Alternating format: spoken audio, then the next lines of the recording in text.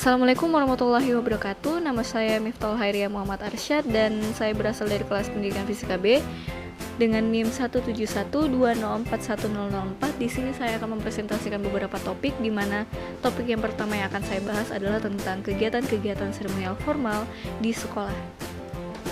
Nah, upacara seremonial formal sekolah merupakan acara atau agenda ataupun perayaan yang diadakan di sekolah dan bertujuan untuk meningkatkan kualitas mutu sekolah dari aspek kedisiplinan maupun spiritual siswa, guru, dan warga sekolah.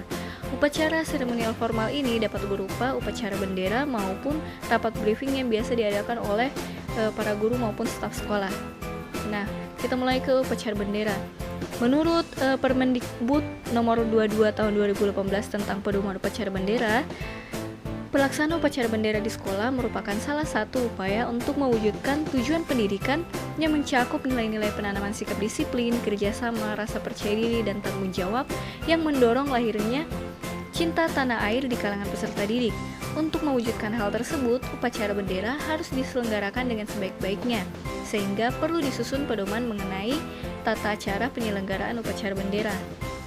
Nah, untuk waktu pelaksanaan upacara bendera itu sendiri ada beberapa waktu, yaitu yang pertama ketika setiap hari Senin, yang kedua adalah peringatan Hari Kemerdekaan Bangsa Indonesia yang jatuh pada tanggal 17 Agustus dan Hari Besar Nasional yang meliputi tentang Hari Pendidikan Nasional yang jatuh pada tanggal 2 Mei, Hari Kebangkitan Nasional pada tanggal 20 Mei, dan hari lahirnya Pancasila pada tanggal 1 Juni dan Hari Pahlawan yang jatuh pada tanggal 10 November. Nah, dalam upacara bendera itu terdiri atas pelaksana, tujuan, dan peserta. Nah, untuk aspek pelaksana yang harus ada paling sedikit dalam upacara bendera yaitu adalah pembawa naskah Pancasila, pembawa teks pembukaan Undang-Undang Dasar 1945, pembaca teks janji siswa, pembacaan doa, pemimpin lagu atau dirijen, kelompok pengibar bendera, dan kelompok paduan suara. Kemudian untuk tujuannya, yang pertama adalah memperkuat persatuan dan kesatuan bangsa dan negara kesatuan Republik Indonesia, membiasakan bersikap tertib dan disiplin, meningkatkan kemampuan memimpin, membiasakan kekompakan dan kerjasama, menumbuhkan rasa tanggung jawab, dan mempertebal semangat kebangsaan dan cinta tanah air. Nah, untuk pesertanya, paling sedikit peserta upacara terdiri atas yang pertama kepala sekolah, yang kedua wakil kepala sekolah, yang ketiga adalah guru, yang keempat adalah tenaga kependidikan, yang kelima adalah peserta didik, dan atau yang keenam adalah tamu undangan. Nah, susunan upacara bendera itu sendiri terdiri atas acara persiapan, pokok, dan penutup. Nah, untuk rapat briefing, menurut Jaja Hendra, rapat briefing dapat meningkatkan kembali semua prioritas yang sifatnya segera mengumpulkan informasi dari realitas di lapangan dan mempersiapkan para staf untuk bekerja lebih relevan dengan pencapaian kinerja. Nah, sebenarnya apa itu pengertian dari briefing? Briefing adalah komunikasi tatap muka yang paling efektif dan cepat untuk menjalankan tugas sehari-hari, di mana para leader selalu menggunakan komunikasi briefing untuk menyampaikan langsung kebutuhan dan informasi kepada para karyawan. Nah, sifat komunikasi briefing adalah singkat, jelas, ringkas, terukur, langsung, tatap muka, dialog, umpan balik langsung, dan interaksi langsung. Komunikasi briefing menjadikan leader dan karyawan saling berinteraksi secara langsung untuk menuntaskan prioritas dan tanggung jawab harian. Nah, manfaat dari briefing. Nah, manfaat dari briefing ini adalah mampu menjaga tentang komunikasi, sehingga informasi yang didapat oleh leader maupun anggotanya itu akan sangat rinci, akurat, tepat, relevan, dan sesuai dengan realitas. Dialog tatap muka antara leader dan staff mampu menguatkan komitmen, kepercayaan, keyakinan, dan tanggung jawab bersama. Komunikasi briefing menjelaskan dan menerangkan segala sesuatu serta menghilangkan kesalahpahaman dan ketidaktahuan yang mungkin saja bisa terjadi antara staff dan leader. Nah, upacara seremonial formal yang berlangsung di sekolah dapat berupa upacara bendera yang dilangsungkan pada hari Senin ataupun hari lain yang bertujuan untuk merayakan hari-hari besar nasional seperti upacara 17 Agustus dan Hari Pendidikan Nasional ataupun hari-hari besar yang lain. Nah, untuk upacara seremonial formal sekolah yang lain adalah seperti briefing, di mana briefing ini dapat diadakan oleh kepala guru maupun staf sekolah. Briefing ini terkadang membahas mengenai peraturan ataupun inovasi-inovasi yang akan diterapkan di dalam sekolah guna meningkatkan mutu pendidikan di sekolah tersebut. Ini adalah daftar pustaka yang saya ambil Nah, kita akan melangkah ke topik kedua, yaitu kegiatan-kegiatan rutin berupa kurikuler, kokurikuler, dan ekstrakurikuler. Yang pertama kita akan menuju ke pendahuluan. Nah, pendidikan pada hakikatnya bukan hanya menjadi tanggung jawab sekolah, tetapi juga menjadi tanggung jawab keluarga dan masyarakat. Mengenai pendidikan di dalam sekolah, maka proses pendidikannya tertuang dalam satuan pendidikan yang lebih dikenal dengan satuan kurikulum. Nah, selanjutnya dalam pelaksanaan pendidikan sekolah dikenal adanya 3 pokok, yaitu kegiatan intrakurikuler, kokurikuler, dan ekstrakurikuler. Ketiga kegiatan tersebut merupakan salah satu kesatuan utuh yang tidak dapat dipisahkan dalam upaya mencapai tujuan pendidikan keseluruhan pada suatu sistem pendidikan atau sekolah. Nah, yang pertama harus kita ketahui adalah tentang kegiatan kurikuler. Kegiatan kurikuler adalah kegiatan yang dilaksanakan oleh sekolah bagi para siswa-siswinya. Ada 2 jenis kegiatan kurikuler, yaitu kegiatan intrakurikuler dan ekstrakurikuler. Nah, kegiatan intrakurikuler. Kegiatan intrakurikuler adalah kegiatan utama persekolahan yang dilakukan dengan menggunakan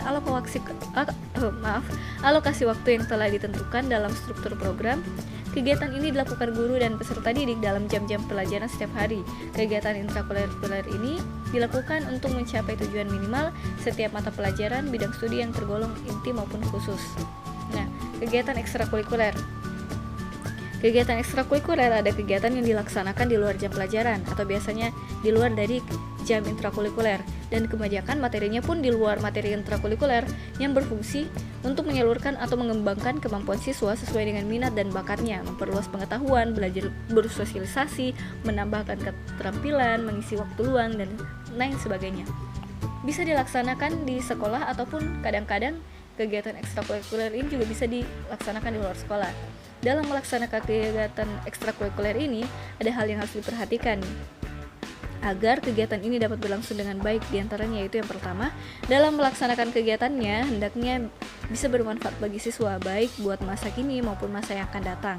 Yang kedua, dalam pelaksanaan kegiatannya hendaknya tidak membebani bagi siswa.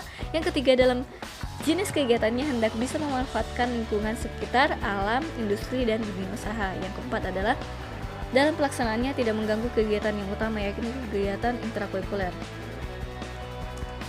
Kita lanjut, yaitu tentang kegiatan kokurikuler. Kegiatan kokurikuler merupakan kegiatan yang dimaksudkan untuk memperdalam dan menghayati materi pelajaran yang telah dipelajari dalam kegiatan intrakurikuler di dalam kelas. Nah, kegiatan ini dapat dilakukan secara individual maupun kelompok. Dalam hal ini, perlu diperhatikan ialah menghindari terjadinya penanggulangan dan ketumpahan tindihan antara mata pelajaran yang satu dengan mata pelajaran lainnya. Selain itu, juga perlu dijaga agar para siswa tidak overdosis karena semua guru memberikan tugas dalam waktu yang bersamaan, sehingga siswa menanggung beban yang sangat berat. Oleh karena itu, koordinasi dan kerjasama antar guru merupakan hal yang perlu dilakukan.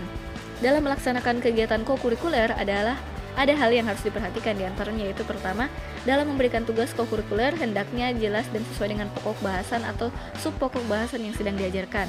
Kemudian yang kedua adalah dalam memberikan tugas kokurikuler, seorang guru hendaknya tahu mengenai tingkat kesulitan bagi siswa sehingga tugas yang diberikan pada siswa itu sesuai dengan kemampuannya dan tidak memberatkan baik pada fisiknya maupun psikisnya. Yang ketiga adalah dalam penilaian tugas kokurikuler hendaknya jelas dan adil sesuai dengan hasil masing-masing kemampuan siswanya. Yang keempat adalah dalam fungsi memberikan tugas kokurikuler hendaknya selain untuk memperdalam pengetahuan siswa, guru juga hendaknya dengan tugas kokurikuler ini bisa membantu dan menentukan nilai rapor. Nah, kita beralih ke penutup, yaitu kegiatan kokurikuler adalah kegiatan yang sangat erat sekali menunjang serta membantu kegiatan intrakurikuler. Biasanya dilaksanakan di luar jadwal intrakurikuler dengan maksud agar siswa lebih memahami dan memperdalam materi yang telah ada di intrakurikuler. Kegiatan kurikuler itu sendiri terdiri atas 2, yaitu kegiatan intrakurikuler dan kegiatan ekstrakurikuler. Kegiatan intrakurikuler adalah kegiatan utama yang sudah sistematis terjadwal dalam materi pembelajaran jelas dan terstruktur. Kegiatan ini lebih banyak dilakukan dalam ruang kelas, berbanding terbalik dengan kegiatan ekstrakurikuler, di mana adalah pengembangan kepribadian peserta didik dan biasa dapat dijalankan di dalam maupun di luar kelas. Adapun tujuan dari kegiatan kokurikuler dan ekstrakurikuler adalah untuk memperdalam dan memperluas wawasan siswa. Kegiatan kokurikuler dan ekstrakurikuler juga berfungsi untuk mengembangkan sosial, rekreatif, dan persiapan karir. Ini adalah daftar pustaka yang saya ambil. Nah, kemudian topik yang ketiga adalah praktik-praktik pembiasaan dan kebiasaan positif di sekolah. Nah, Pendidikan karakter, penguatan pendidikan moral atau moral education, atau pendidikan karakter atau character education dalam konteks sekarang sangat relevan untuk mengatasi krisis moral yang sedang melanda di negara kita. Krisis tersebut adalah antara lain yaitu berupa meningkatnya pergaulan bebas, maraknya angka kekerasan anak-anak dan remaja, kejahatan terhadap teman, pencurian remaja, kebiasaan menyontek, penyalahgunaan obat, pornografi, dan perusakan barang lain, di mana hal ini sudah menjadi masalah sosial yang hingga saat ini belum dapat diatasi secara tuntas. Oleh karena itu, betapa pentingnya pendidikan karakter. Menurut Licona, karakter berkaitan dengan konsep moral atau moral knowing, sifat moral atau moral feeling, dan perilaku moral atau moral behavior. Berdasarkan ketiga komponen ini dapat dinyatakan bahwa karakter yang baik didukung oleh pengetahuan tentang kebaikan, keinginan untuk berbuat baik dan melakukan perbuatan kebaikan. Nah, ini adalah peta konsep tentang pembiasaan karakter positif, di mana bisa kita lihat ya. Di sini yang pertama, konsep moral akan mempengaruhi sikap moral, di mana sikap moral ini akan mempengaruhi perilaku moral. Nah, dari ketiga aspek tersebut itu yang akan menentukan bagaimana seseorang berkarakter dan bagaimana seseorang berpikir atau bagaimana watak dari seseorang tersebut. Nah, kegiatan pembiasaan positif di sekolah yaitu pengembangan karakter siswa sendiri dapat dilakukan dengan pembiasaan perilaku positif tertentu dalam kehidupan sehari-hari. Kegiatan pembiasaan positif di sekolah terdiri atas kegiatan rutin, spontan, terprogram, dan keteladanan. Nah, yang pertama adalah kegiatan rutin. Kegiatan rutin adalah kegiatan yang dilakukan secara reguler dan terus-menerus di sekolah. Tujuannya adalah untuk membiasakan siswa melakukan sesuatu dengan baik. Kegiatan pembiasaan yang termasuk dalam kegiatan rutin adalah sebagai berikut, di mana siswa sebelum yaitu siswa sebelum melakukan kegiatan, siswa harus berdoa terlebih dahulu, dan siswa harus menjaga kebersihan kelas, dan masih banyak lagi. Nah, kemudian adalah kegiatan spontan. Kegiatan spontan adalah kegiatan yang dapat dilakukan tanpa dibatasi oleh waktu, tempat, dan ruang, di mana hal ini bertujuan untuk memberikan pendidikan secara spontan, terutama dalam membiasakan bersikap sopan santun dan sikap terpuji lainnya, seperti membiasakan mengucapkan salam, bersifat sopan santun, membuang sampah pada tempatnya, dan masih banyak lagi. Nah, kegiatan terprogram. Kegiatan terprogram adalah kegiatan yang dilaksanakan secara bertahap disesuaikan dengan kalender pendidikan atau jadwal yang telah ditetapkan. Kemudian ini membiasakan kegiatan ini artinya membiasakan siswa dan personil sekolah aktif dalam melaksanakan kegiatan sekolah sesuai dengan kemampuan dan bidang masing-masing. Contoh, kegiatan kelas meeting, memperingati Hari Besar Nasional, kegiatan karya wisata, lomba mata pelajaran, dan sebagainya. Kegiatan teladan. Kegiatan teladan yaitu kegiatan dalam bentuk perilaku sehari-hari yang dapat dijadikan contoh atau idola, seperti membiasakan berpakaian rapi, membiasakan datang tepat waktu, berbahasa yang baik, rajin membaca, dan bersifat ramah. Oke, kita beralih ke penutup. Pendidikan karakter telah menjadi perhatian berbagai negara dalam rangka mempersiapkan generasi yang berkualitas, bukan hanya untuk kepentingan individu warga negara, tetapi juga untuk warga masyarakat secara keseluruhan, di mana pendidikan karakter dapat diartikan sebagai the deliberate use of all dimension of school life to foster optimal character development, di mana itu yang berarti usaha kita secara sengaja dari seluruh dimensi kehidupan sekolah atau madrasah untuk membantu pembentukan karakter secara optimal.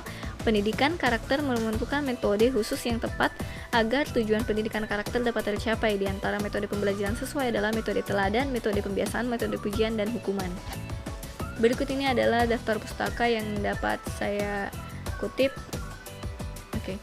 Itu saja presentasi dari saya, kurang dan lebihnya mohon dimaafkan. Wassalamualaikum warahmatullahi wabarakatuh.